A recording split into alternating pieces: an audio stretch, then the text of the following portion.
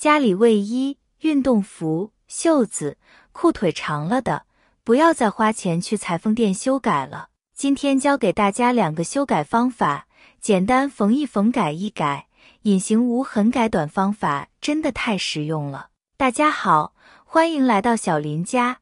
昨天带着孩子逛街，高高兴兴的，精心挑选了新衣服、卫衣、裤子。回家后发现卫衣袖子太长了，明明到买的是朋友开的店，又不好再去换了。要是去裁缝店吧，又要花大几十。突然想到了以前奶奶教我的无痕修改方法，下面就把无痕改短的方法分享，毫无保留地分享给大家，学会了以后都不用去裁缝店了。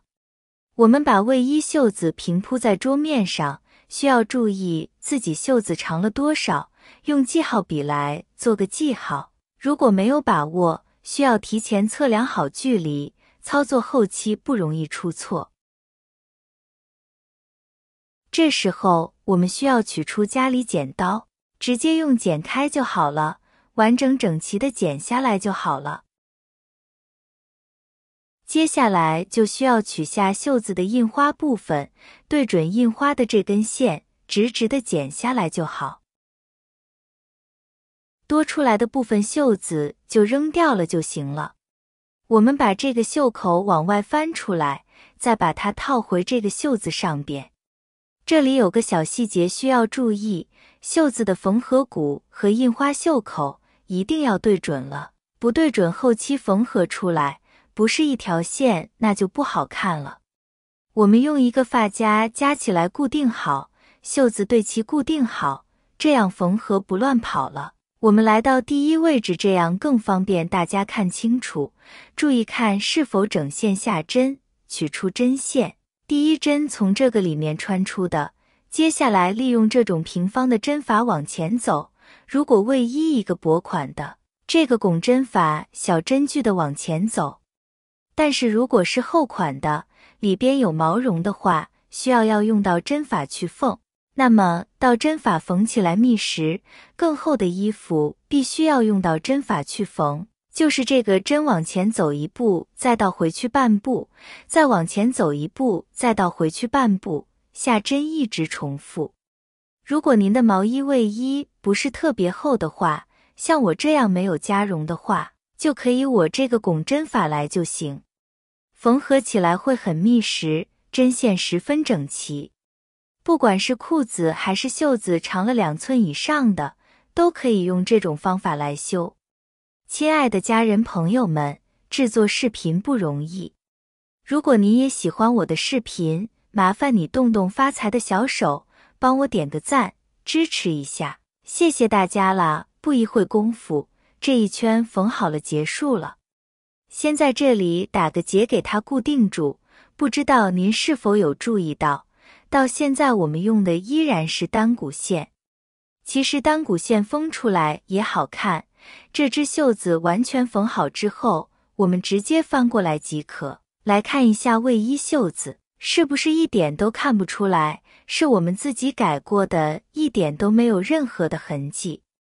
而且我们一边整理的缝着，像这样我们缝好的袖子就和新买的没什么区别的，更不用花钱去裁缝店去修改了，真的是像和新买的一样，怎么看怎么好看。我家孩子穿上之后都说，妈妈，这是你自己缝的吗？一点都不像的，和新买的是一模一样，心里也是比较高兴的。这个方法真的简单又实用。接着再来分享第2种修改方法，拿出家里需要修改的衣服，还是用刚才的衣服，先测量好需要缩短的部分距离，把衣服向内卷进去就可以了。要缩短多少就卷进去多少，最好用记号笔做笔记。这个方法就是穿在身上先比好，再做好记号，这样最放心，怎么样都不会出错的。衣服挽起来要注意看看是否平行，两边扣缝线是否对齐了，这些细节的地方很重要，也是最后都是成功与否的关键。不然的话，缝好了发现缝歪了，重新再缝，那才叫崩溃生气啊！接下来来准备针线。对于有穿针困难的朋友，这里我教你最简单的穿针方法，叫做掌心穿针法。把需要穿针的线放在手掌心中取出针，然后这个孔洞需要对着线，用针孔在线上左右摩擦，使线与针产生摩擦力。你会发现线已经穿过针孔，再轻轻拉出来就好。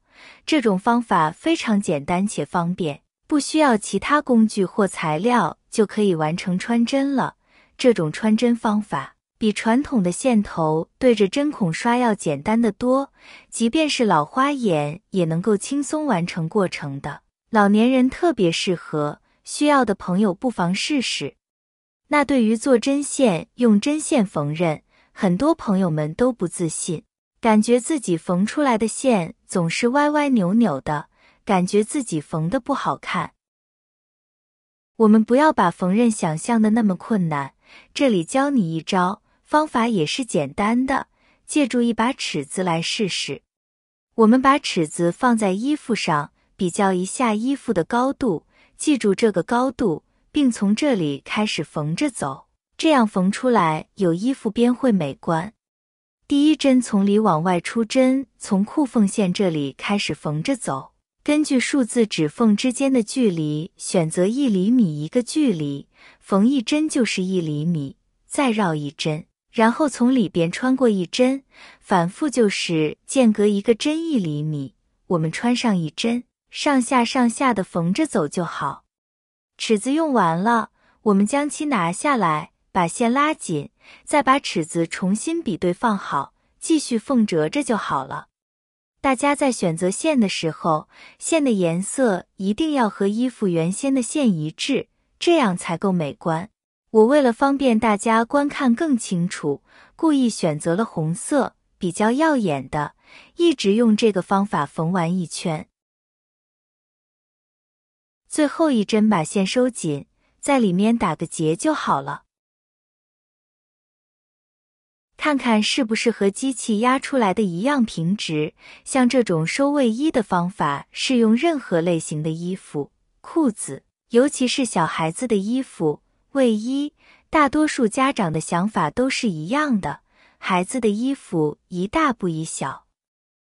明年还可以穿，小的话买回来穿几次就不能再穿了，都小了，那么就比较浪费了。